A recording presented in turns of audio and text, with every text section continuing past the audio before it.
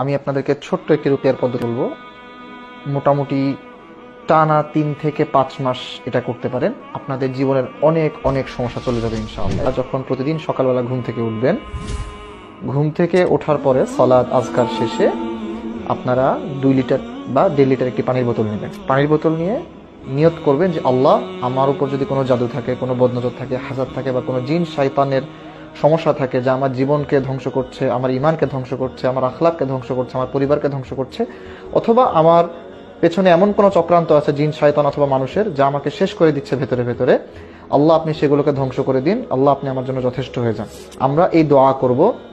এই দোয়া করে সেই পানির বোতল মুখের সামনে নিব।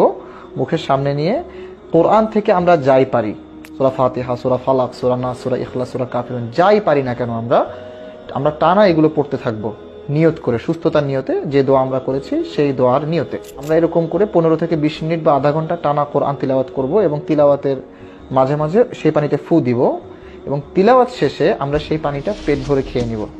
এমন অনেক কিছু আপনি দেখতে পাবেন, এমন অনেক সফলতা, এমন অনেক সমস্যার সমাধান আপনি অনুভব করতে পারবেন, আপনি স্বচক্ষে প্রত্যক্ষ করবেন, যে সকল সমাধানের জন্য হয়তোবা আপনি ইতিপূর্বেই লাখ লাখ টাকা খরচ করে ফেলেছেন অথবা আশা ছেড়ে দিয়েছিলেন।